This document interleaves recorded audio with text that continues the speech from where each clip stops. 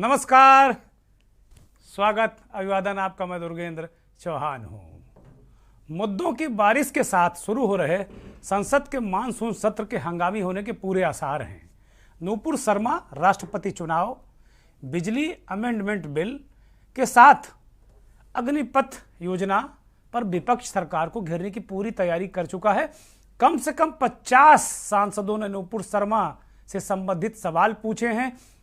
Banking कानून संशोधन bill, बाल विवाह रोकथाम बिल पर भी विपक्ष और सरकार आमने सामने होगी। शायद इसीलिए इस बार सरकार को शब्द बाण मंजूर नहीं है और यही वजह मानी जा रही। विपक्ष कम से कम ये मान रहा है कि जो जिस तरीके से जिन शब्द बाणों से विपक्ष सरकार को घेरता है उनको असंसदीय कह दिया गया है। असंसदीय शब्दों की जो डिक्शनरी है उसमें बहुत सारे शब्द शामिल कर लिए गए हैं ताकि सरकार पे वो तीखे व्यंग, वो तीखे प्रहार विपक्ष ना कर पाए।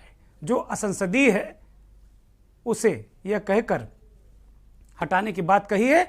यही नहीं, तब और विपक्ष का गुस्सा या विपक्ष में और आक्रोश जैसी स्थितियां पैदा हुई जब यह कह दिया गया कि संसद परिसर में किसी प्रकार का धरना प्रदर्शन नहीं करने दिया जाएगा, इस पर पूरी रोक लगा दी जाएगी। मंथन में आज हम इसी पर बात करेंगे कि तेवर में होगा संसद का मानसून सत्र।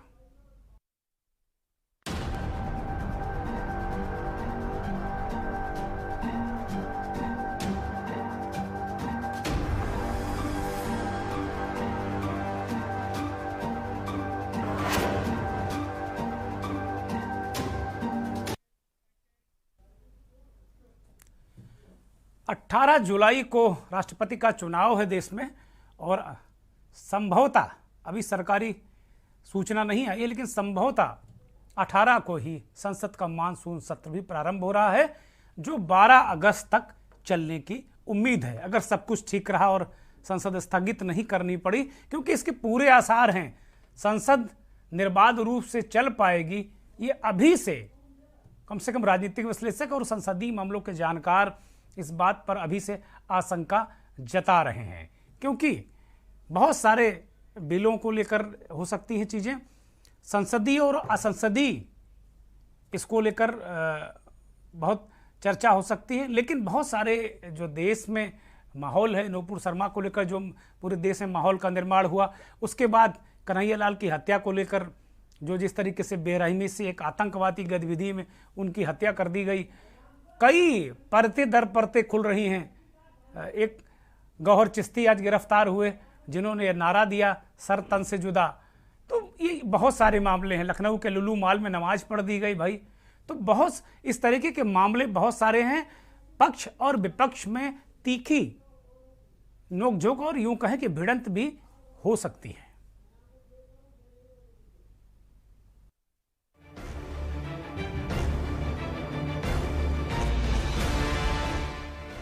संसद के दोनों सदनों लोकसभा और राज्यसभा में इस तरह के शब्दों के इस्तेमाल को असंसदीय माना गया है और सदन में गलत बर्ताव करार देते हुए इन्हें सदन की कार्यवाही का हिस्सा नहीं बनाया जाएगा। इसका तात्पर्य ये है कि अगर कोई सांसद चर्चा या हंगामे के दौरान असंसदीय घोषित किए गए शब्दों का इस्तेमाल करता है तो उस हिस्से को सदन की कार्यवाही से निकाल दिया जाएगा। ग्राफिक्स इन जयचंद, जुमलाजीवी, तानाशाह, दलाल, बाल बुद्धि सांसद, संवेदनहीन, खरीद फरोख्त, कटमनी, कमीना, करप्शन, तुर्रम खां, गुंडागर्दी और गुंडों की सरकार शब्दों पर पूरी तरह बैन। संसद परिसर में किसी भी प्रकार के आंदोलन, नारेबाजी, धरना प्रदर्शन पर भी रोक। संसद में सांसदों के बीच तीखी तकरार का कारण ये 4 बिल भी हैं। इनमें बैंकिंग कानून संशोधन बिल, बाल विवाह रोकथाम बिल, बिजली अमेंडमेंट बिल और राष्ट्रीय डोपिंग बिल शामिल है। विपक्ष पहले ही इन बिलों के विरोध का बिगुल बजा चुका है। सरकार को घेरने के लिए कांग्रेस अपने सहयोगी दलों के साथ कई दौर की टेबल टॉक कर चुका है। संसद में कई शब्दों को बोलने पर रोक लगा दी गई है। इसका विकल्प निकाल लिया गया है, इसकी एक पर्यायवाची निकाल ली गई है। एक पत्रकार मित्र ने इसमें हम लोगों का सहयोग किया है। तो तानाशाही अगर नहीं बोल सकते तो मोदी शाही बोल देंगे, दादागिरी नहीं बोल सकते तो मोदी शाहगिरी बोल देंगे, जुमला जीवी नहीं बोल सकते तो जुमला मोदी जीवी बोल देंगे, जयचंद नहीं बोल सकते तो जयचंद बोल देंगे, शकुनी नहीं बोल सकते तो अपशकुनी बोल देंगे, खून की खेती नहीं बोल सकते तो खेती का खून बोल देंगे, बहरी सरकार नहीं बोल सकते तो कानी सरकार बोल देंगे, खरीद फरोख्त नहीं बोल सकते तो सरकार बनाओ सरकार गिराओ बोल देंगे, काला सत्र नहीं बोल सकते तो दिवाला सत्र बोल देंगे। तो तरीका तो निकल जाएगा। अगर आप इन चीजों पर रोक लगाना चाहते हैं और चाहते हैं कि हम लोग ये बातें नहीं बोल सकते, तो इसके बोलने के बहुत सारे तरीके हैं। उन तरीकों का हम लोग इस्तेमाल कर लेंगे। इस तरह से हमारी जुबान बंद करने की कोशिश मत कीजिए, हमारी आवाज को दबाने की कोशिश मत कीजिए। आप अनपार्लियामेंट्री वर्ड्स की बात कर रहे हैं।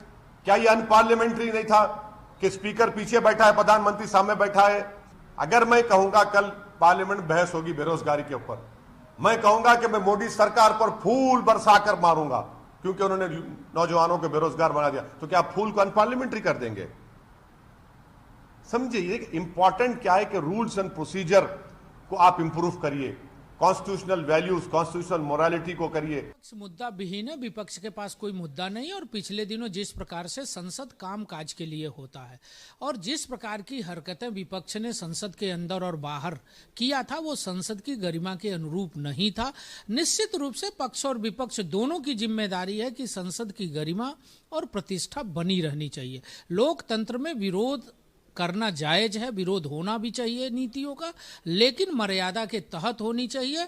और कहीं न कहीं पिछले दिनों की गतिविधियों में संसद की मर्यादा तार तार हुई थी। इस नाते मैं कह सकता हूं कि विपक्ष को मुद्दों पर बात करनी चाहिए।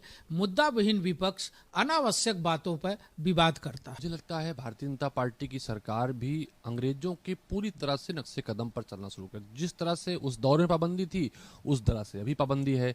और जहां तक संसदीय भाषाओं के क्रम में कुछ शब्दों को हटाया गया है, तो मुझे लगता है स्वतः स्पष्ट है वो शब्द सब भारतीय जनता पार्टी के नेतृत्व के लिए, सरकार के लोगों के लिए, मंत्रियों के लिए, माननीय प्रधानमंत्री जी के लिए उपयोग होते थे। तो जनता के बीच में उनके हटाने से मैसेज जा चुका है कि ये सारे शब्द उनके लिए थे। वो शब्द जिस तरह से एक दौर में जो हमारे राजा महाराजा थे उनको बुरा लगता था, अंग्रेजों को बुरा लगता था, तो उस तरह से भाजपा के लोगों को बुरा लग रहा है। जनता इसका हिसाब करेगी। कई सारे ऐसे संशोधन होंगे जहां पर कांग्रेस पार्टी विरोध करेगी, क्योंकि ये देश लोकतांत्रिक देश है, देशवासियों का देश है, किसी उद्योगपति का देश नहीं है। और सरकार ने प्रतिबंध कर दिया है। सरकार कभी भी लोकसभा को निर्देश नहीं करती और सरकार किसी शब्दों को प्रतिबंध नहीं कर सकती। ये तो भारत के संविधान में है। संविधान में लिखा है कि उनको बोलने की स्वतंत्रता है, अभिव्यक्ति है, ये अधिकार उनको दिया गया है कि संसद में मर्यादा से चर्चा हो, गंभीरता से चर्चा हो, आरोप प्रत्यारोप लोग हो तो तथ्यों से हो। ये हमने सभी मान्य सदस्यों ने नियम प्रक्रिया बनाई सदन चलाने के लिए, लेकिन संविधान से बड़ा तो कुछ नहीं हो सकता। संविधान में बोलने की अभिव्यक्ति उसको कौन रख सकता है? आप कह रहे हैं बैन कर दिया, प्रतिबंधित कर दिया, ये बैन प्रतिबंध कभी नहीं हो सकते। ये तो एक नियमित प्रक्रिया है। राष्ट्रपति चुनाव को लेकर भी सरकार और विपक्ष में तनातनी है। राष्ट्रपति पद पर सरकार की ओर से पेश की गई द्रौपदी मुर्मू पहले ही निर्णायक बढ़त बना चुकी हैं। विपक्ष को उम्मीद थी कि यशवंत सिन्हा ठीक ठाक चुनाव लड़ेंगे, लेकिन मुंबई, गोवा, एमपी और यूपी समेत विपक्ष के 75 से ज्यादा विधायक एनडीए के साथ जा मिले हैं। ऐसे में विपक्ष की खींच बढ़ जाना लाजमी है और वो अपनी इस खींच को मिटाने के लिए सरकार पर और आक्रामक तरीके से घेरने की योजना बना रहा है। राजनीति में मतभेद होना कोई बड़ी बात नहीं। राजनीति में मतभेद एक आम बात है और जब सदन के अंदर कार्रवाई होती है, नेता एक दूसरे पर वार प्रतिवार करते हैं, तो बहुत सारी ऐसी बातें होती हैं जिनको लगता है कि ये नहीं होना चाहिए था, लेकिन बाद में जब वही नेता आपस में मिलते हैं तो एक दूसरे की खैरियत पूछते हैं, हालचाल पूछते हैं।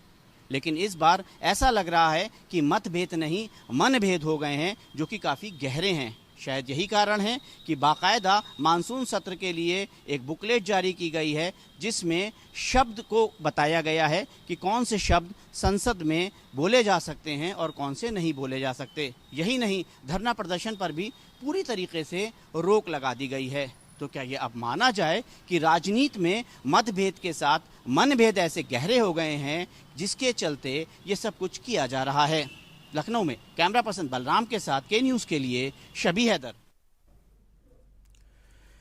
शबी ने एक बात कही कि भाई ऐसा लगता है कि मनभेद हो गए हैं राजनीति में और विपक्ष और सत्ता पक्ष के लोगों में मनभेद हो गए हैं, और ये एक तरीके से अच्छी बात किसी भी सूरत में नहीं है। हमारा जो आज विषय है मंथन का कि तेवर में होगा मानसून सत्र, मुझे लगता है उससे कुछ ज़्यादा मानसून सत्र में होने जा रहा है। कोई मैं भविष्य वक्ता नहीं हूँ, प्रोडिक्शन नहीं कर रहा, लेकिन ऐसा लग रहा है जो माहौल जिस तरह का निर्माण हो रहा है देश में और नेताओं के जिस तरीके से बयान आ रहे हैं उसके आधार पर हम इस बात को कह सकते हैं। हम इसी पर मंथन करेंगे। हमारे साथ देश के बहुत जाने माने वरिष्ठ पत्रकार आलोक भदौरिया जी जुड़ गए हैं। भदौरिया जी बहुत स्वागत। बहुत वरिष्ठ पत्रकार और राजनीतिक विश्लेषक बिलाल सब्जवारी साहब जुड़ गए हैं। बिलाल भाई आपके बहुत शुक्रिया। भारतीय जनता पार्टी का पक्ष रखने के लिए पूर्व मंत्री और बहुत वरिष्ठ नेता अशोक पांडे जी हमारे साथ जुड़ गए हैं। अशोक जी आपका भी बहुत स्वागत। और कांग्रेस की तरफ से डीपी सिंह साहब जुड़ गए हैं, बहुत सम्मानित नेता और प्रवक्ता हैं, आपका भी बहुत बहुत स्वागत। और हमारे वरिष्ठ सहयोगी और एजेंट एडिटर दिल्ली से अमित दुबे जुड़ गए हैं। सबसे पहले हम अमित के पास जाएंगे। अमित, संसद के मानसून सत्र को लेकर नेताओं के बयानात जिस तरीके से तेवर कलेवर जो नजर आ रहे हैं, संसदीय और असंसदीय का विवाद 2 दिन से चल रहा है। लोकसभा अध्यक्ष ओम बिरला ने कहा कि भाई ये 1100 पेज की डिक्शनरी है, 1954 से करेक्शन होते रहे। बहुत सारे ऐसे शब्द उन्होंने बताया कि देखो ये हटा दिया गया। वाकई मुझे लगा कि यार इसमें क्या है, लेकिन पहले हटाया जा चुका है। लेकिन इस बार शब्द हटाने तक तो मामला था ही, अब ये कह दिया गया कि संसद परिसर में कोई धरना प्रदर्शन तख्तियां लेकर सांसद धरना नहीं दे पाएंगे। जिस तरह किसान बिल को लेकर सांसद पड़े रहे, 20 दिन वहां पर पड़े रहे, तो अब इस तरीके के प्रदर्शन नहीं हो पाएंगे। विपक्ष इसे एक तरीके से जुबान पर ताला डालने की बात कह रहा है कि भाई सरकार ताला डालना चाहती है, इससे बेहतर है कि जरूरत क्या है फिर मानसून सत्र की। अमित, क्या महत्वपूर्ण मुद्दे रहने वाले हैं? बिजली बिल बड़ा चर्चित है, उसको लेकर बहुत चर्चा हो रही कि भाई बिजली बिल आ रहा है, बिजली निजीकरण में जाएगी, उसका डिस्ट्रीब्यूशन मेंटेनेंस सरकार कराएगी, व्यवस्था सरकार कराएगी और पैसे बिजली कंपनियां कमाएंगी। इस तरह के कोई बिल चल रहा है, जब तक नहीं आ जाता उस पर कोई टिप्पणी करना ठीक नहीं। लेकिन क्या मुद्दे हैं जो इस बार के मानसून सत्र में तेवर और माहौल को थोड़ा गर्म करने जा रहे हैं? देखिए, मानसून सत्र में सबसे बड़ी जो खास बात दिखाई पड़ रही है, सत्र भले ही 2 दिन बाद शुरू हो रहा हो, लेकिन सबसे बड़ी चीज की विवाद की एक रेखा पहले खिंच चुकी है।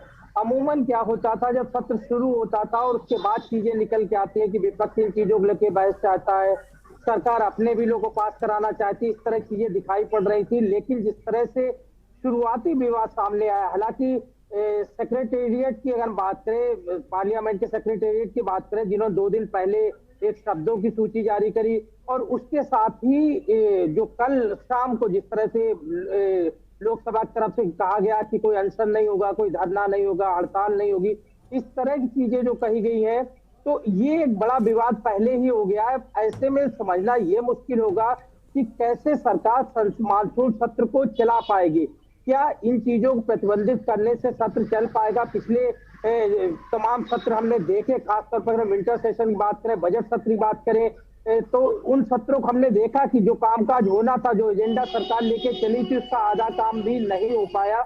और विपक्ष पूरी तरह से न सिर्फ संसद का बहिष्कार करता रहा, बल्कि पार्लियामेंट के अंदर जो महात्मा गांधी की प्रतिमा है वहां लगातार प्रदर्शन देखने को मिला। हालांकि सेक्रेटेरिएट लोकसभा साफ तौर पर कह रहे हैं कि ऐसा पहली बार नहीं हुआ। शब्दों की सूची की बात करें तो 3 अगस्त 2013 को भी इस तरह की चीजें सामने आई थी।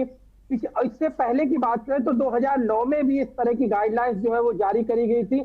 ऐसे बयान जो है साफ तौर पर आ रहे, और ये भी कहा जा रहा कि उस समय यूपीए की सरकार थी और बीजेपी विपक्ष में थी, और बीजेपी यही चीजें सारी इसी तरह की भाषा बीजेपी यूज कर रही थी जो आज तमाम विपक्ष यूज कर रहे हैं। कांग्रेस के वरिष्ठ नेता अगर मनीष तिवारी के बयान की बात करें, रिसेंटली कहा है कि कैसे मानसून सत्र चलेगा, क्योंकि विवाद की रेखा सरकार पहले खींच रही है और सरकार का काम होता है सत्र को चलाना। तमाम बिल जो है वो लगातार पेंडिंग है। प्रधानमंत्री खुद चाहते हैं पब्लिक अपीयरेंस में साफ तौर पर अमित कल और परसों राज्यसभा और लोकसभा में जो सर्वदलीय बैठक भी है, जैसा कि सूचना है कि वेंकैया नायडू साहब ने भी बुलाई है बैठक और ओम बिरला ने भी बुलाई सर्वदलीय बैठक, तो इसको लेकर क्या अपडेट है आपके पास? देखिए, कल जो है कल लोकसभा स्पीकर ओम बिरला ने बैठक बुलाई। शाम को 4 बजे बैठक होने वाली है। तमाम लोगों से बात होगी और पहले बीजेपी सांसदों के साथ बात होगी और उसके साथ अन्य तमाम पार्टियां जो है वो भी बैठक करेगी, क्योंकि जब भी कोई भी सत्र होता है तो उससे पहले सर्वदलीय बैठक बुलाई जाती है। और कल अगर 16 तारीख की बात करें तो ये लोकसभा अध्यक्ष की तरफ से बैठक बुलाई गई है, जबकि 17 तारीख को शाम 6 बजे उपराष्ट्रपति वेंकैया नायडू की तरफ से राज्यसभा के सांसदों की बैठक बुलाई गई है। यानी सरकार की जो चीजें होती है, जो फॉर्मेलिटीज होती है, वो सरकार अपनी तरफ से कर रही है। लेकिन विवाद जो पहले इतना बड़ा जन्मा है, खासतौर पे इस विवाद को सरकार कैसे सुलझाएगी, खुद ओम बिरला जो है वो सफाई देते हुए नजर आए कि कोई ऐसा पहली बार नहीं, तमाम चीजें संसदीय शब्द जो है पहले और अभी भी वही प्रक्रिया चल रही है और इस तरह की चीजें जो है हर सत्र से पहले होती है। लेकिन अगर पिछले रिकॉर्ड की बात करें तो बीजेपी के शासनकाल में 2021 में एक बार गाइडलाइंस जारी करी गई थी और 2021 के बाद एक बार फिर ये गाइडलाइंस जारी करी गई थी। यूपीए की, जिसकी मैं पहले से बात कर रहा था कि 2013 की बात करें, 2009 की बात करें, वहां पे गाइडलाइंस अमित 1954 से ऐसा हो रहा है। 1954 से जो डिक्शनरी ओम बिरला ने दिखाई उसमें जो शब्दों के जो संसदीय शब्दों के उन्होंने कहा कि भाई एक डिक्शनरी है ये, और ये 1954 से संशोधन हो रहा तो मान लेते हैं कि भाई जो काम कांग्रेस को, जो शब्द कांग्रेस को बुरे लगते थे, यूपीए को बुरे लगते हैं, अब इनको बुरे लग रहे हैं।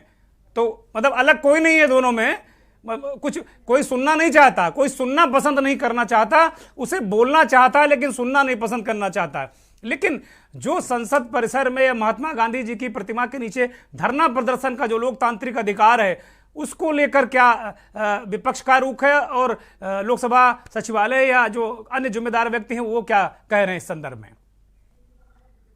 देखिए, विपक्ष साफ तौर पे एकजुट दिख रहा है और हर एक के बयान की बात करें, किसी भी पार्टी, चाहे आम आदमी पार्टी हो, टीएमसी हो, एक सुर में कि आखिरकार सरकार को आईना कैसे दिखाएंगे। सरकार आईना नहीं देखना चाहती। जिन चीजों पे बात करते हैं, लोगों के जो मुद्दे उठाते हैं, अब शब्द बैन करने से चीजों को नहीं दबा सकते। दूसरा, अगर संसद परिसर की बात करें कि परिसर के अंदर धरना प्रदर्शन नहीं होगा, अनशन नहीं होगा, तो सरकार आखिरकार सुझाए कि किस जगह पे होगा। क्या विजय चौक पे बैठा जाएगा, यानी पार्लियामेंट के बाहर विजय चौक पे कोई स्थान बनाया जाएगा, जैसे कि अमूमन दिल्ली के जंतर मंतर पे धरना प्रदर्शन देखने मिलता है। आखिरकार सांसद धरना प्रदर्शन कहाँ करेंगे? तो सीधा सवाल है वो। ठीक बात है, बड़ा सवाल है कि भाई सांसद धरना प्रदर्शन कहाँ करें। वो करें भाई धरना प्रदर्शन करो नहीं। अभी बीजेपी नेता का बयान हम सुन रहे थे, वो कह रहे संसद चलाओ भाई, धरना प्रदर्शन मत करो। ये कैसे संभव है? विपक्ष तो अपनी बात ऐसे ही रखेगा ना। लोकतांत्रिक व्यवस्था में ये चीजें चलती हैं, ये अपने आप में है। इसी बीच एक अपडेट दे रहे हैं, शैलेंद्र दुबे जी बहुत वरिष्ठ बिजली कर्मचारियों के बहुत वरिष्ठ नेता हैं और all India power engineer federation के चेयरमैन भी। शैलेंद्र जी, आपका बहुत स्वागत। शैलेंद्र जी को हमने इसलिए आमंत्रित किया है कि आज बिजली बिल पर भी थोड़ी सी चर्चा हम जरूर करेंगे, क्योंकि बिजली बिल भी कहा जा रहा है कि आ रहा है इसी मानसून सत्र में और बहुत सारी बातें बिजली बिल को लेकर हैं, इस पर भी चर्चा करेंगे। लेकिन पहले चक्र में सभी मेहमानों को एक बार शामिल कर लेते हैं और सभी से निवेदन की बहुत संक्षिप्त में बात करेंगे, फिर दूसरे चरण में हम लोग आएंगे। आलोक जी, ये पूरा जो संसद का मानसून सत्र को लेकर जो खाका सामने आ रहा है और विपक्ष कह रहा है कि गला घोंटा जा रहा है, अब वो अभी संजय सिंह कह रहे थे कि भाई अगर दलाल नहीं कहने दोगे तो दल्ला कहेंगे हम। लेकिन दो चीजें हैं, विपक्ष जिस भाषा का इस्तेमाल करता आ रहा है, अगर देखा जाए तो भाजपा से लंबी पारी विपक्ष के तौर पर किसी ने नहीं की। तो भाजपा कमोबेश इन्हीं शब्दों का इस्तेमाल करती आई है, तो इसलिए ये कोई बहुत बड़ी बात नहीं है। जो भी सत्ता पक्ष में होता है उससे नजरिया अलग होता है। और जब वो विपक्ष में बैठता है तो उसका नजरिया अलग होता है। विपक्ष को आक्रामक होना है, क्योंकि चल नहीं है, उसकी आवाज को अगर उठाने नहीं दिया जा रहा है तो कहीं ना कहीं तो उठाएगा ना। अगर 0 आवर में वहां आवाज उठाने का मौका नहीं मिल रहा है, कार्य स्थगन प्रस्ताव जो अपनी बात कहने का होता है बीच में रोकने का, वहां उसको उठाने का मौका नहीं मिल रहा, अगर सदन के अंदर मौका नहीं मिलेगा तो सदन के अंदर, परिसर के अंदर गांधी जी की प्रतिमा के पास में मीडिया स्टैंड के सामने वहां तो अपनी बात कहेगा ना कि वो क्या सोचता है। आखिर वो भी तो चाहेगा ना कि लोकतंत्र में उसकी भी आवाज लोगों तक पहुंचे, तो ये जरूरी तो है। ठीक बात है, ठीक बात है। आलोक जी ने बड़ी महत्वपूर्ण बात कही कि भाई अपनी आवाज वो कहां रखेगा, कहां नहीं रखेगा। डीपी सिंह जी, भारतीय जनता पार्टी के लोग कह रहे हैं कि भाई ऐसा नहीं कि कोई बहुत कोई अद्भुत बात हो गई कि शब्द 1954 से हटाए जा रहे हैं, और ये आप लोगों ने भी 2013 में भी किया है, तो ऐसा इसमें कोई कुछ नहीं हो गया है। ये बातें क्यों होती कि जब जो सरकार में रहता है वो शब्द उसको बहुत बुरे लगने लगते हैं, और जब विपक्ष में आता है तो उन शब्दों को अपने हृदय से लगा लेता है? डीपी सिंह जी।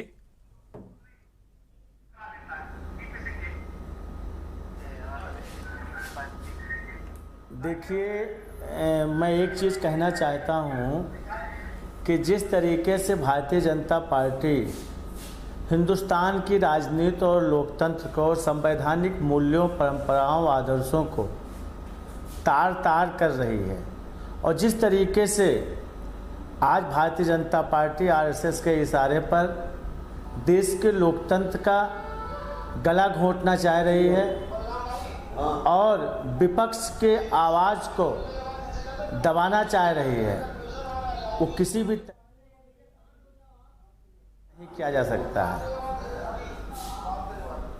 विपक्ष एक बहुत ही महत्वपूर्ण अंग होता है किसी भी लोकतंत्र को चलाने के लिए और व्यवस्था को चलाने के लिए, मगर जब से देखा जा रहा है कि 2014 से जब से भारतीय जनता पार्टी की मोदी जी के नेतृत्व में देश की सरकार आई है, लगातार इंटॉलरेंस, मॉब लिंचिंग, हिंसा, नफरत की दीवारें बढ़ाई जा रही हैं और देश में विपक्ष की आवाज़ को ईडी, सीबीआई, इनकम टैक्स और सरकार के कई सारे विभागों के द्वारा उनकी आवाज़ को बंद किया जा रहा है और विपक्ष के नेताओं को परेशान किया जा रहा है। कोई भी बात, यह देश का कोई भी नागरिक, चाहे वो पत्रकार हो, चाहे वो देश का नेता हो, चाहे बुद्धिजीवी हो या किसी भी वर्ग का कोई व्यक्ति हो, यदि वो कोई बात सही कहता है और भारतीय जनता पार्टी को नागवार गुजरती है तो उस व्यक्ति को देशद्रोही करार दिया जा रहा है। आखिर ये देश किस तरीके से चलाना चाह रहे हैं और कैसा देश बनाना चाह रहे हैं, मैं बहुत ही साफ गोई से कहना चाहता हूँ और कहने में मुझे जरा सा किंच मात्र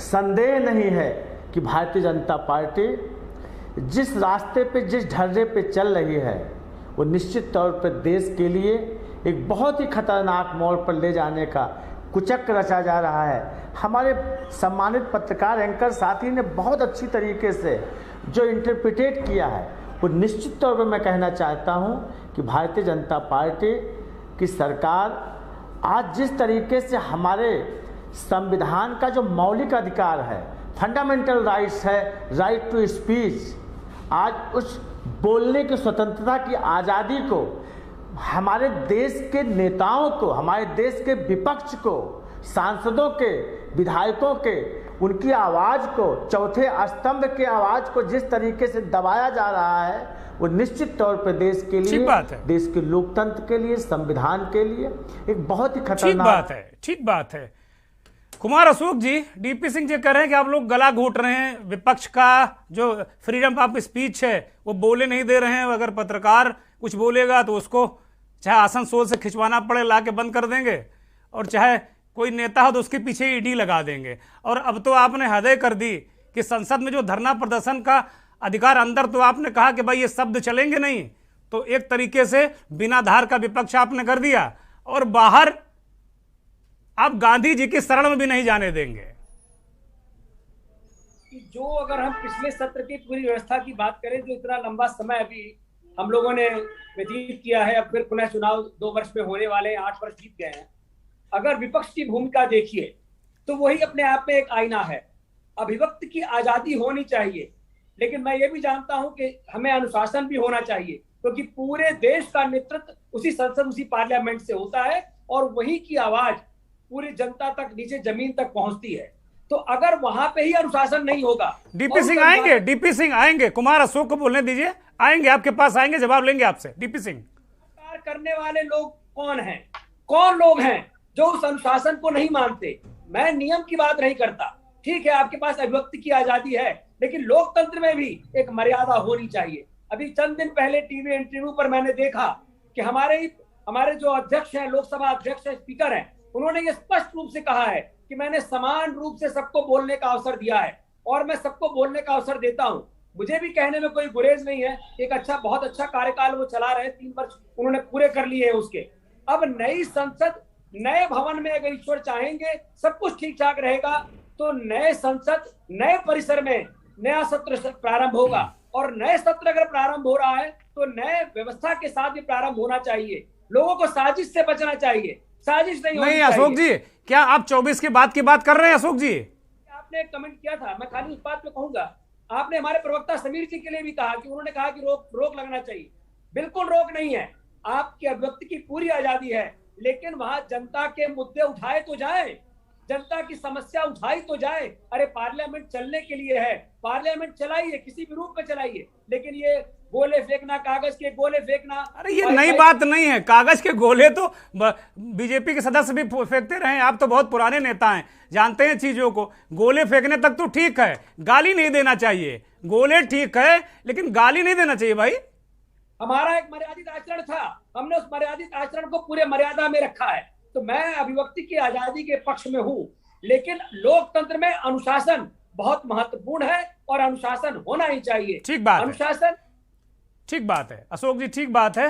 एक ब्रेक का इशारा हो रहा है तो हम ब्रेक पर जा रहे हैं, और ब्रेक से जब लौटेंगे तो अनुशासन की बात करेंगे। कुमार अशोक जी कह रहे हैं कि भाई हम बहुत अनुशासित रहते थे, हम अनुशासित पार्टी हैं, और ये विपक्ष वास्तव में संसद चलाना ही नहीं चाहता।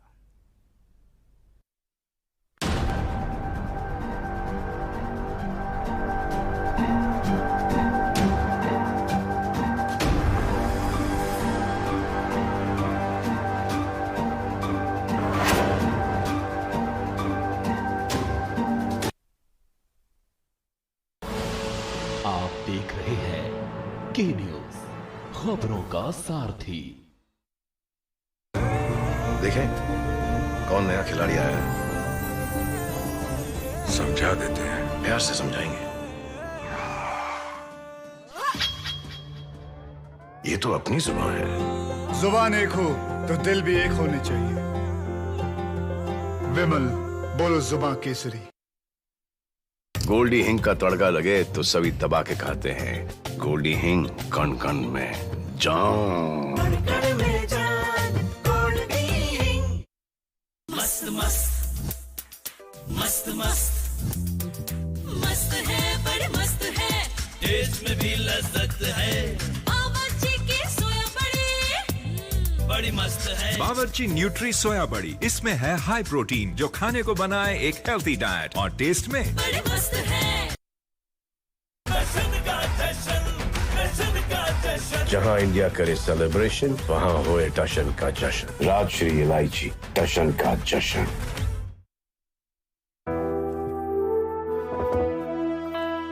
सर्वकॉन सिर्फ एक नाम नहीं, भरोसा है 35 सालों का जो आपने किया है हम पे। तभी तो हम हैं India's number 1 servo voltage stabiliser के निर्माता। सर्वकॉन, रखे सब कंट्रोल। देखें कौन नया खिलाड़ी आया है, समझा देते हैं, प्यार से समझाएंगे। ये तो अपनी जुबान है। जुबान एक हो तो दिल भी एक होने चाहिए। विमल, बोलो जुबान केसरी। आप देख रहे हैं के न्यूज, खबरों का सारथी।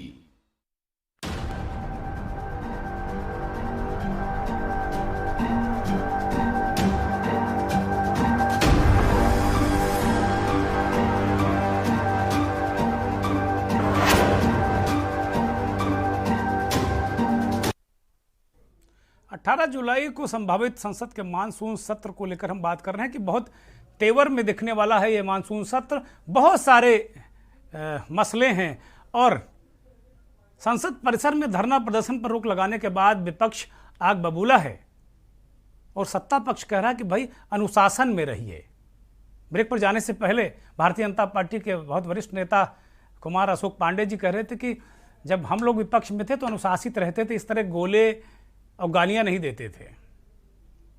इसका जवाब हम लेंगे कांग्रेस पार्टी के प्रवक्ता से, लेकिन राजनीतिक विश्लेषक बिलाल सब्जवारी साहब के पास जाएंगे। वो काफ़ी देर से इंतजार कर रहे हैं। बिलाल भाई, कुल मिलाकर आपने बहुत दिनों तक संसद को कवर किया है, चीज़ों को देखा है, आपने तो सबका कार्यकाल देखा होगा। जाहिर सी बात है कि भारतीय जनता पार्टी जब विपक्ष में तब वो दौर भी देखा होगा आपने और आज का दौर भी देख रहे हैं आप। क्या अनुशासन की बात बिल्कुल ठीक है भाई? अनुशासनहीनता तो संसद जैसे जगह पे करने की जरूरत नहीं है, अनुशासनहीनता तो बिल्कुल ठीक बात नहीं है, लेकिन ऐसा कौन सा पहाड़ टूट गया जो विपक्ष इतना हल्ला मचा रहा है? देखिए दुर्गेंद्र जी, जहां तक संसदीय भाषा का सवाल है कि क्या चीज संसदीय भाषा की परिधि में आती है और क्या चीज असंसदीय है, तो ये अपने आप में एक सवाल है। लेकिन ये तय कैसे हो कि क्या चीज संसदीय है, क्या चीज असंसदीय है? देखिए, हर चीज को चलाने के लिए कोड ऑफ कंडक्ट होता है। तो संसद के अंदर समितियां होती हैं, स्टैंडिंग कमेटीज होती हैं और बहुत सारी प्रवर समिति, जिसको अंग्रेजी में एडहॉक कमेटीज बोलते हैं। तो संसद के अंदर भाषा से संबंधित भी समिति होती है। तो क्या इन शब्दों को लोकसभा स्पीकर या सेक्रेटरी जनरल के माध्यम से भाषा समिति में भेजा गया या नहीं भेजा गया? भाषा समिति के माध्यम से आप एडवाइस ले सकते हैं कि ये जो शब्द हैं ये संसदीय हैं या असंसदीय हैं। या फिर दूसरा तरीका ये हो सकता है कि आप लोकसभा नेता प्रतिपक्ष से बात करें दोनों सदन के, या ऑल पार्टी मीटिंग बुला के बात करें कि हमें इन सब शब्दों पर ऐतराज है और आप बताइए आपकी क्या राय है। तो या तो ये सब चीजें सर्वसम्मति से तय हो, या संसद की जो एडहॉक कमेटी होती है, प्रवर समिति भाषा से संबंधित, उसके माध्यम से तय हो। तो मेरा ख्याल है ये चीज जो एग्जीक्यूटिव ऑर्डर आया है, ना तो ये सर्वसम्मति की कहीं ना कहीं बात कर रहा है, ना ही ये संसद की जो भाषा संबंधित समितियां उनको दिया गया। तो ये बताता है कि ये विपक्ष के जो राइट है उनको कर्टेल करने के लिए ये एक प्रोवोकेशन सा साबित होता है, जिसकी वजह से टकराव ज्यादा मुझे दिखाई देता है इसके अंदर।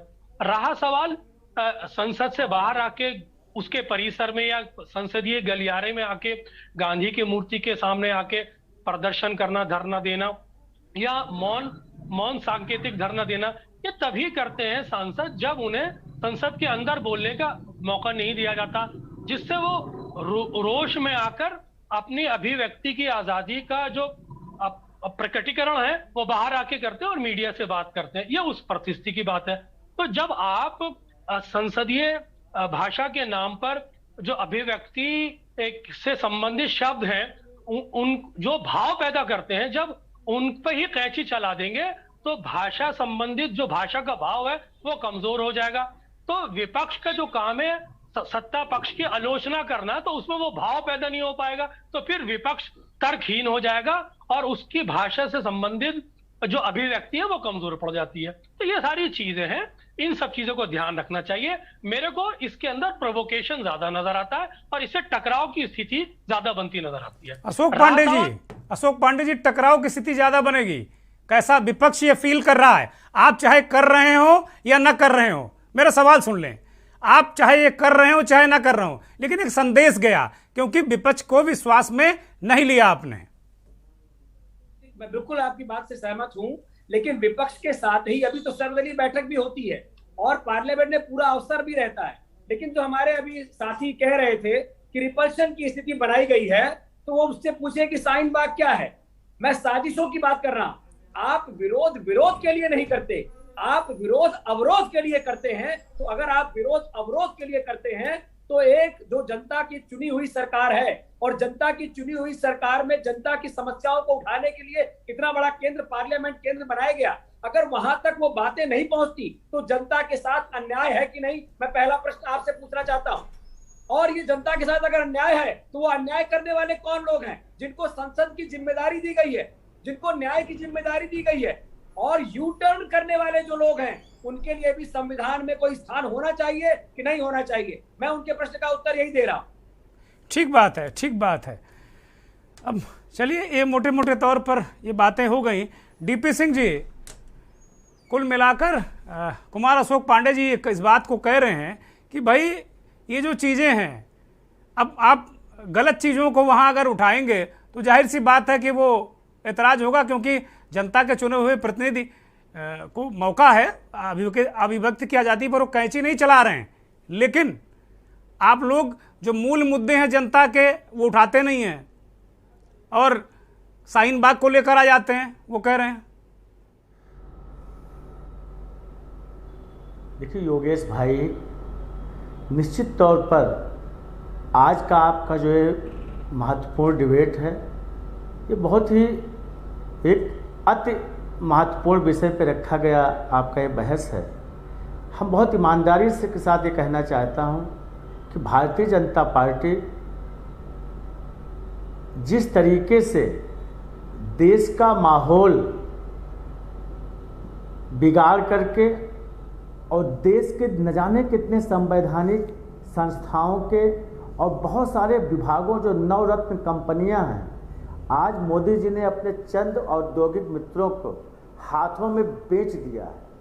आज बेरोजगारी की समस्या इतनी ज़बरदस्त है, लोग सड़कों पे संघर्ष करने के लिए तैयार हैं। अग्निपथ योजना जिस तरीके से हमारे युवाओं के साथ छलावा, युवाओं के साथ धोखा किया जा रहा है, किसान आज बदहाल है, बेहाल है अपनी समस्या के द्वारा। इन सारी समस्याओं पर को ओझल करने के लिए, उस पर पानी फेरने के लिए भारतीय जनता पार्टी की सरकार और इनके लोग बेफालतू के मुद्दे को ला करके मुख्य मुद्दों से लोगों का ध्यान भटकाने के लिए किया जा रहा है। ये कुचक्र है और निश्चित तौर पर भारतीय जनता पार्टी को इस स्थापित जो हमारे मूल्य हैं, जो हमारी परंपराएं हैं, संवैधानिक परंपराएं हैं, उसमें किंच मात्र विश्वास नहीं है। ठीक बात है, ठीक बात है डीपी भाई, बिल्कुल ठीक बात है। इसी बीच दो नए मेहमान जुड़ गए हैं बिजली पर बात करने के लिए। हमारे साथ शैलेंद्र दुबे जी, बहुत वरिष्ठ नेता हैं बिजली कर्मचारियों के और all India power engineers federation के चेयरमैन हैं, अध्यक्ष हैं। शैलेंद्र जी स्वागत, और माफ़ी कि अभी तक आपके पास आ नहीं पाए, बस अगले कुछ सेकंड में आपके पास आ रहे हैं। और बहुत ही सीनियर IAS रहे डॉक्टर ओम प्रकाश, बहुत ही तमाम सरकारों के साथ डॉक्टर साहब ने काम किया। बहुत अभिवादन, बहुत आभार डॉक्टर साहब आपका, बहुत स्वागत के न्यूज़ पर। आपने बहुत तमाम राजनेताओं के साथ काम किया, तमाम मुख्यमंत्रियों और तमाम जगह काम किया है। संसदीय मामलों के डॉक्टर साहब बहुत प्रखर जानकार भी हैं, वक्ता भी हैं। डॉक्टर साहब, ये इस तरीके की चीज़ें जो सदन में बात हो रही है मानसून सत्र को लेकर कि भाई शब्द संसदीय और असंसदीय वाला मसला आ गया, जिन मुद्दों से विपक्ष, मैं आऊँगा अशोक जी, ओम प्रकाश जी को चर्चा में शामिल करने दीजिए, मैं आऊँगा। विपक्ष का आरोप है कि भाई जिन मुद्दों, जिन शब्दों से वो घेर रहे थे सरकार को, प्रधानमंत्री को, उन्होंने कैंची चला दी। और अब यही नहीं, गांधी प्रतिमा पर भी प्रदर्शन आप नहीं कर सकते। विपक्ष कह रहा है लोकतांत्रिक मूल्यों का हनन, उनके लोकतांत्रिक अधिकारों का हनन और जुबान पर ताला लगाने जैसी बात है। डॉक्टर ओम प्रकाश जी। जी, वास्तव में यदि हम देखें तो ये संसदीय भाषा और उसके संसद की मान मर्यादा का प्रश्न है। इसमें जो भी हमारे माननीय सांसद या जो माननीय हमारे जनप्रतिनिधि हैं, उनका भी एक बहुत गरिमामयी उनका पद है और उनसे भी ये अपेक्षा की जाती है कि वो सदन की गरिमा के अनुसार ही अपनी भाषा, संसदीय भाषा, उसका प्रयोग करें। तो मैं समझता हूं कि ये परंपराओं को भी यदि हम देखें, हमेशा से जो भी हमारे जनप्रतिनिधि रहे हैं, चाहे वो विपक्ष में हो चाहे पक्ष में हो, उन सबका एक मत यही है कि हमारा संसद जो है वो बहुत शांतिपूर्वक मान मर्यादा के साथ चले। तो इसमें जो भावना प्रतीत होती है तो वो भावना यही है कि हमारा व्यर्थ में जो समय बीतता है और बहुत सारी बातें जो व्यर्थ की जो होती हैं वो ना हो, और जो हमारे जो संसदीय हैं जो हमारे जो सही बात है वही उसमें आए। इसके लिए जो है मैं समझता हूँ कि केंद्र में सचिवालय की एक जो है डायरेक्टरी भी बनी है जिसमें वो शब्दों को जो है उन्होंने आइडेंटिफाई किया है। कुछ राज्यों में भी जो है शब्दों को आइडेंटिफाई किया गया है और वो लोग भी उसमें प्रयास कर रहे हैं कि उसमें कोई किसी तरह की ऐसी बात ना हो जो कि आपत्तिजनक हो। बात जो है हमारी बहुत सही तरीके से मान मर्यादा के साथ प्रस्तुत हो। तो मैं समझता हूं कि इसमें जो भावना है वो बहुत ठीक प्रतीत होती। ठीक बात है। अब इसी मानसून सत्र से जुड़ा एक और इसी के साथ में एक मुद्दे पर और हम चर्चा करना चाह रहे थे कि एक बिजली को लेकर एक बिल आ रहा है, शैलेंद्र जी के पास आएंगे। ऐसी खबर है कि बिजली को लेकर एक प्राइवेट उसको लेकर एक बिल लाया जा रहा है, बिजली व्यवस्था को लेकर। उसमें ये कहा जा रहा है कि अब ये निजी हाथों में एक बड़ा फैसला संसद के जरिए करके जिस तरीके से और बहुत सारे बिल पहले लाए गए हैं उस तरीके से एक बिल लाया जा रहा है और इस पे निजी हाथों में चीज़ें दी जाएंगी। शैलेंद्र जी से जानना चाहेंगे कि इसके क्या फ़ायदे होंगे, क्या नुकसान होगा, क्या आपके पास क्या सूचना है शैलेंद्र जी?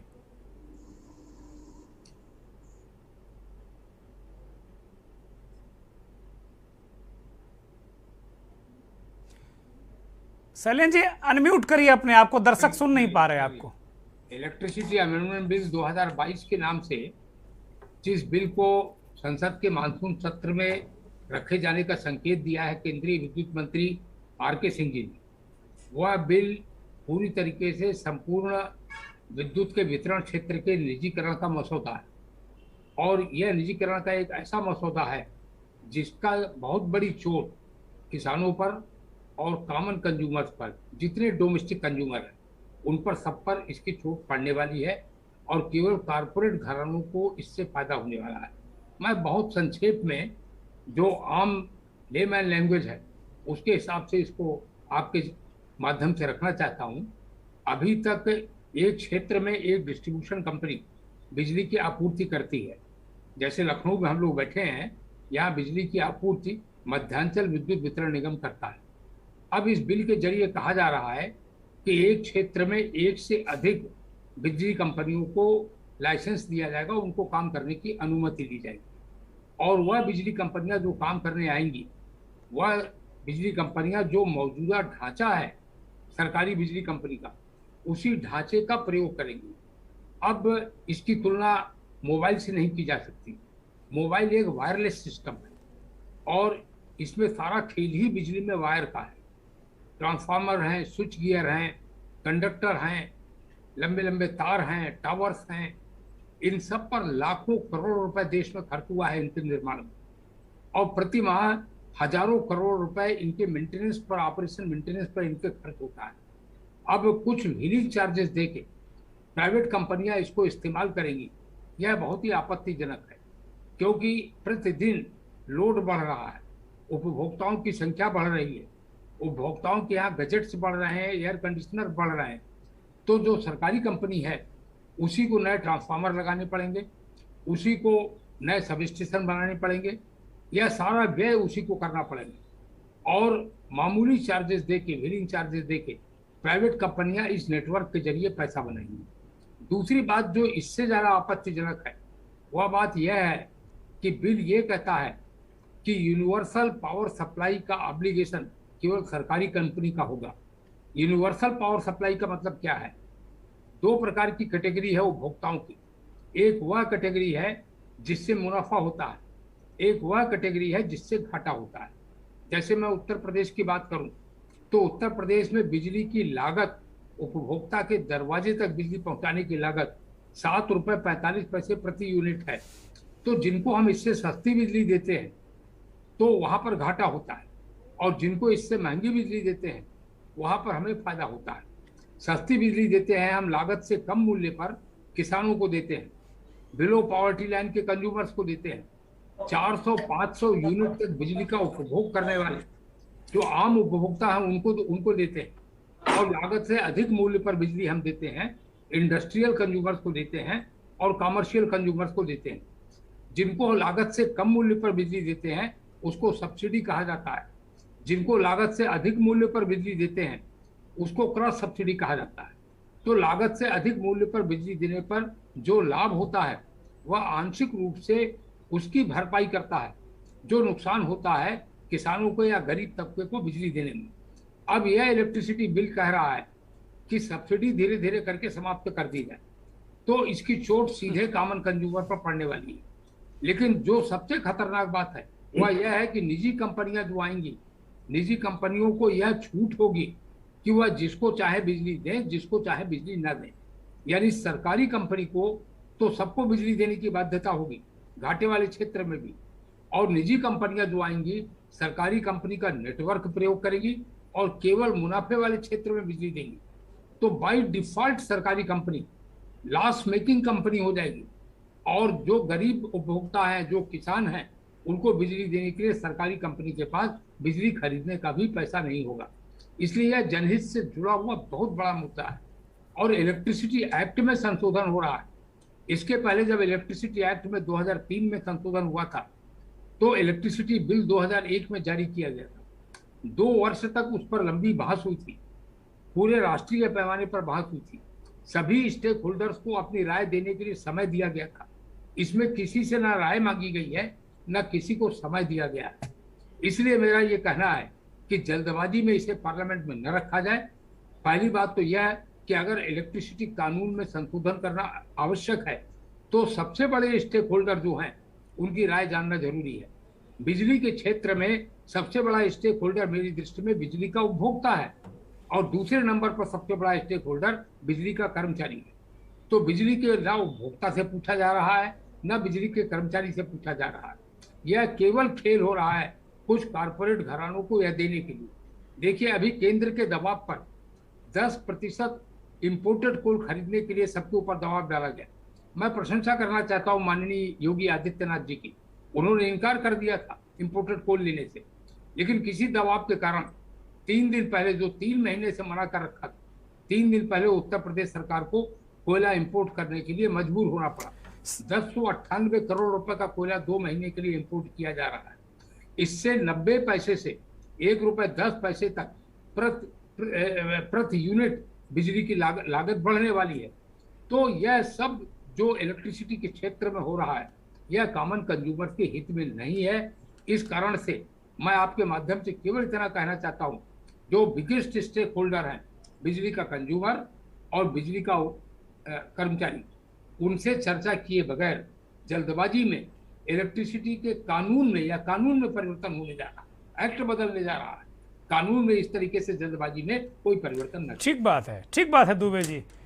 अशोक जी, हर लागे न फिटकरी रंग चोखा, जवाब दीजिए। बहुत महत्वपूर्ण बिंदु उठाएं।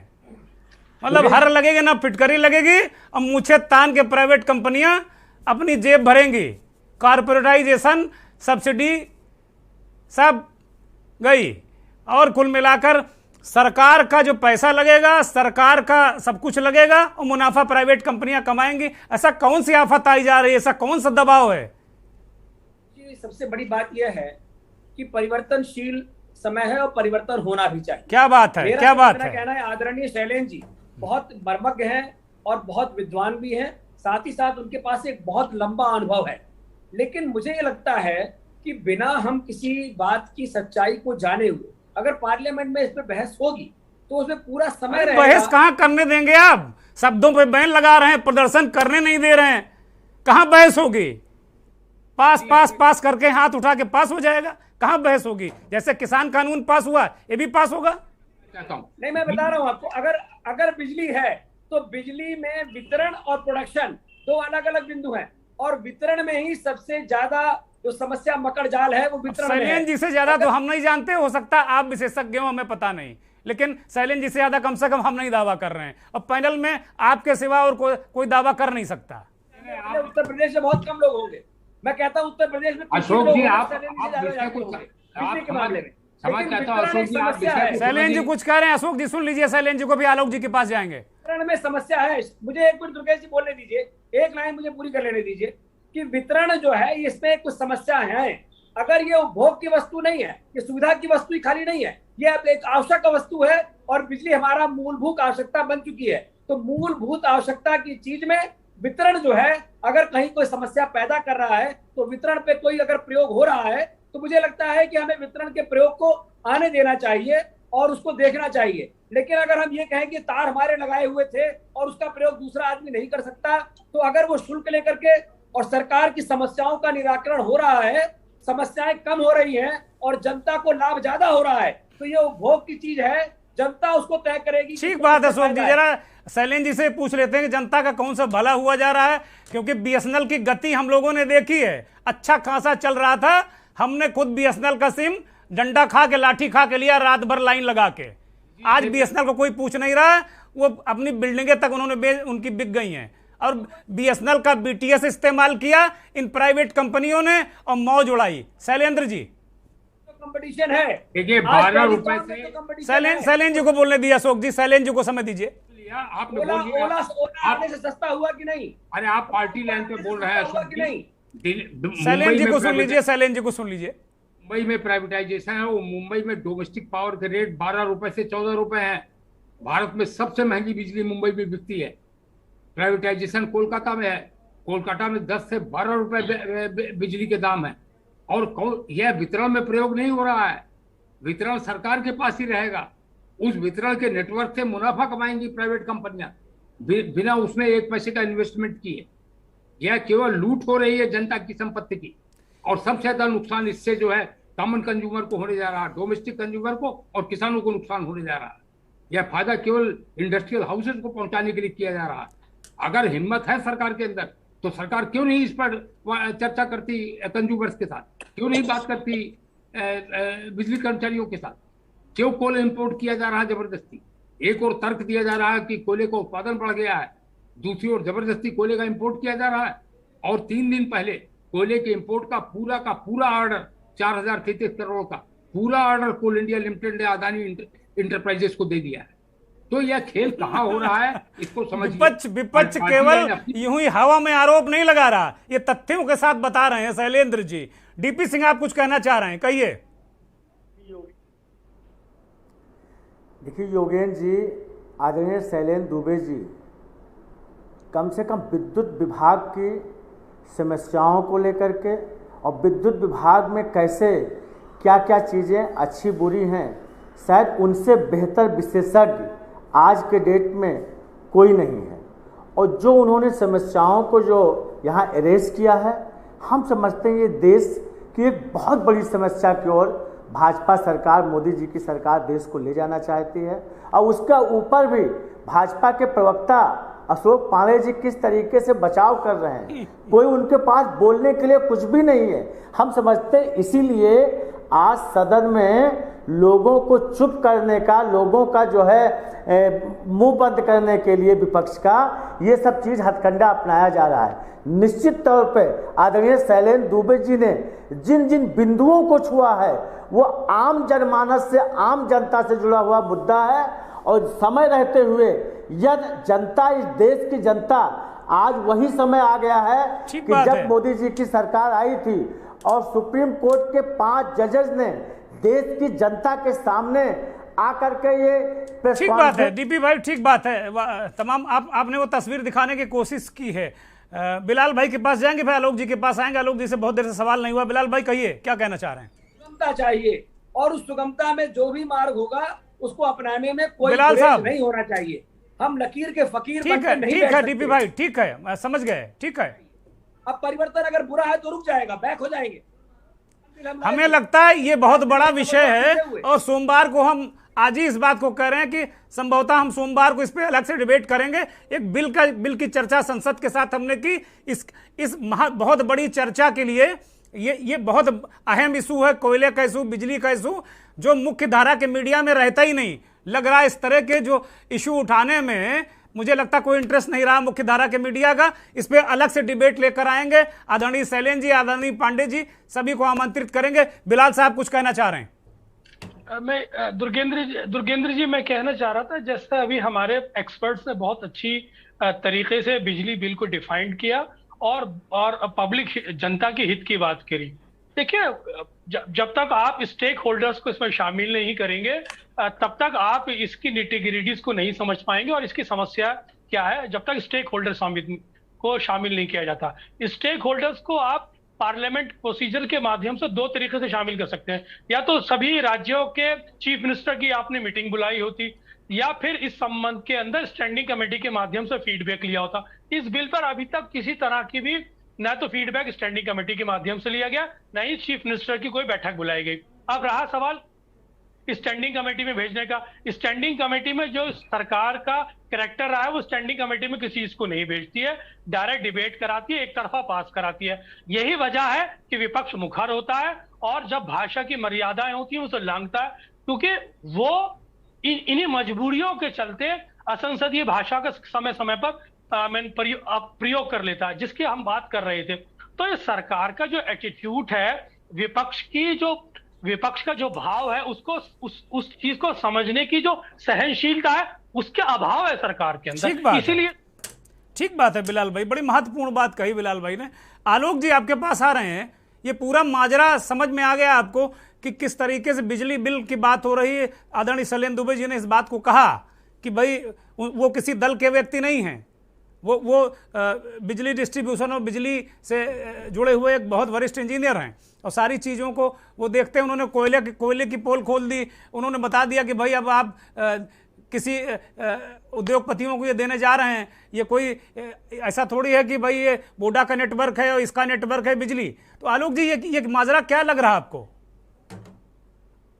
देखिए, दो चीजें हैं। पहला जो आपको जो सवाल है, जो आपने पिछली बार जो पूछा था, उसका मैं पूरा लबोलुआब ये बताना चाहूंगा। एक तो ये कि भाजपा के एजेंडे और जाल में फंसता जा रहा है विपक्ष, वो भाजपा अपने टर्फ में खिलाती है और विपक्ष उसी टर्फ में खेलता है। नंबर 1। इसकी वजह मैं ऐसा क्यों बोल रहा हूँ? इसकी वजह यह है कि ये जो संसदीय शब्द असंसदीय शब्द ये हमेशा जारी होती है, लिस्ट जारी होती है या अपडेट होती रहती है। ये कोई नई बात नहीं है, आपने विषय प्रवेश में भी ये बात बहुत अच्छे से दोहरा दी थी। ठीक है, अब सवाल यह है कि इसमें है क्या अगर आपने कर दिया तो क्या लोग मानते हैं इस चीज को?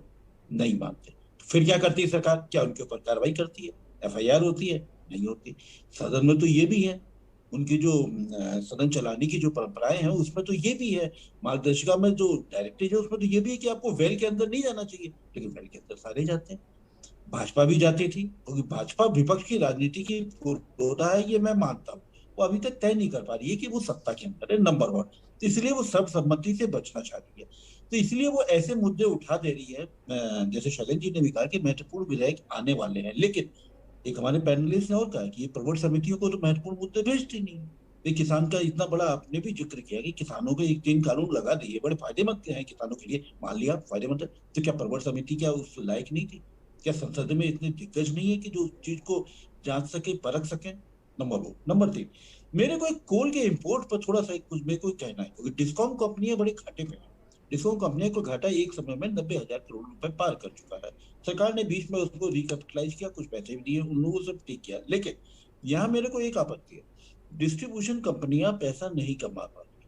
पावर जनरेशन कंपनियां जितना पावर करती हैं उतना डिस्ट्रीब्यूशन कंपनी को उसको भुगतान करना चाहिए, नहीं कर रही हैं, तो हमारा जो पावर का जो सिस्टम है वो भी अटक रहा है। तीसरी बात, हम कोल क्यों इंपोर्ट कर रहे हैं? अब एक सबसे चीज हमको एक पहलू समझना पड़ेगा कि स्टील प्लांट्स हैं, स्टील प्लांट कोक का इस्तेमाल करते हैं। भारत में कोक का उत्पादन कम होता है, ऑस्ट्रेलिया का कोक काफी अच्छा है, तो वो हमको मंगाना ही पड़ेगा। तीसरी बात, CIL ने जो कोल इंडिया लिमिटेड है, कोल इंडिया लिमिटेड ने खनन का काम अपने पास बहुत कम रखा है, वो प्राइवेट कंपनियों को दे रखा है।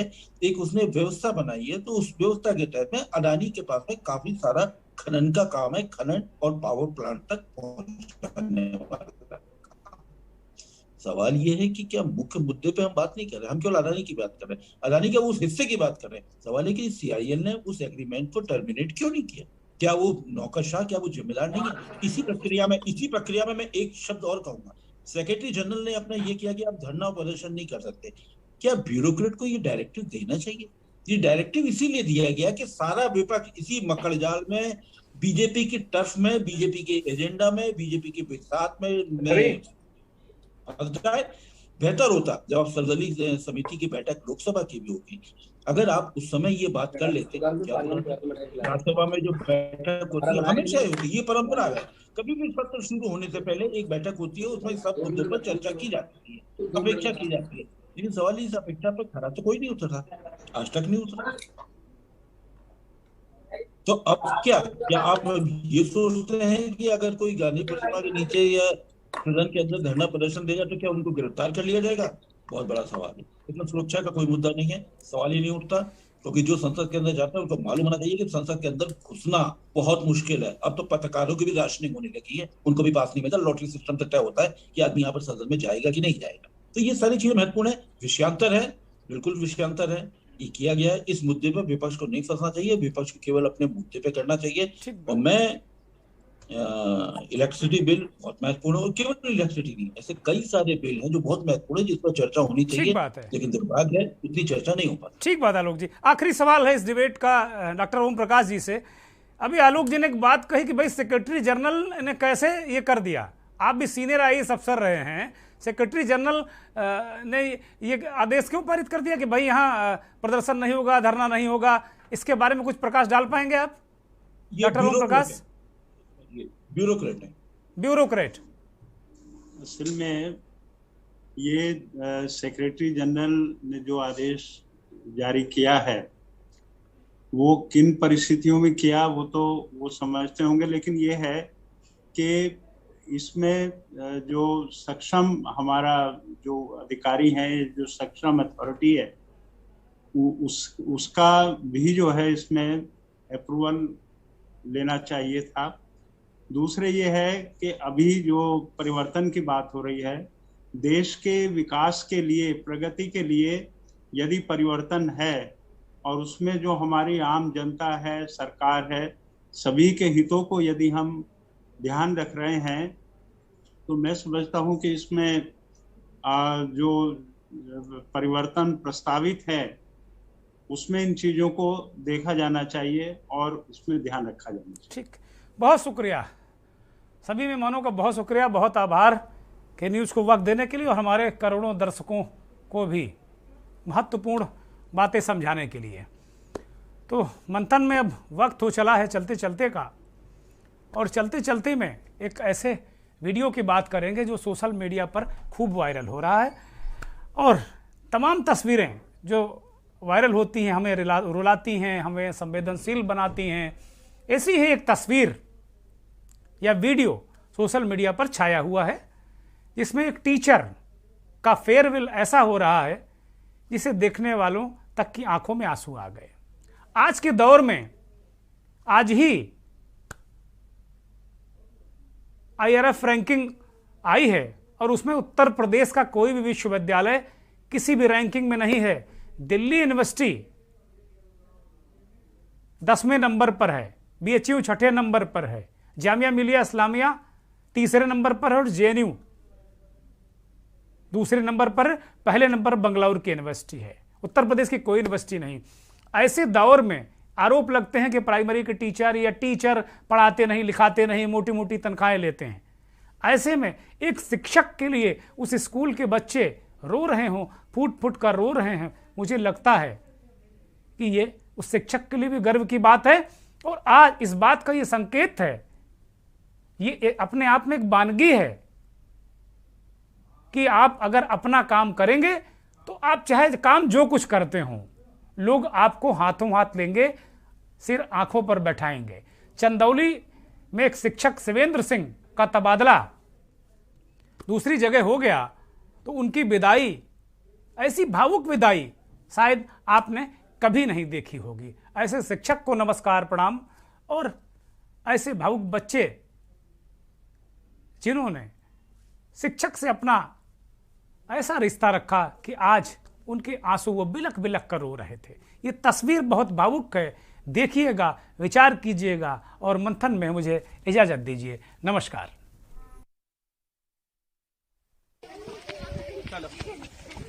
यहाँ तक छोड़ने आओ, चलो जल्दी। कोई बात नहीं बेटा, चलो रोते नहीं, बहुत अच्छे से करते हैं सब लोग, है ना। चलो अब तुम लोग जाओ अच्छे से और बहुत अच्छा करना अपने जीवन में, बहुत अच्छा करना ना। चलो रोते नहीं, आएंगे पक्का आएंगे दोबारा। चलो अरे नहीं रोते मेरा भाई, तुम लोग नहीं रोते, ऐसे रहोगे।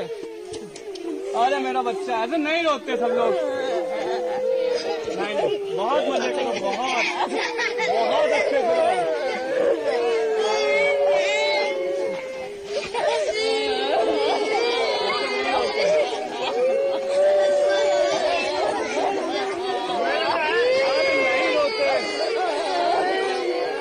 नहीं रोते।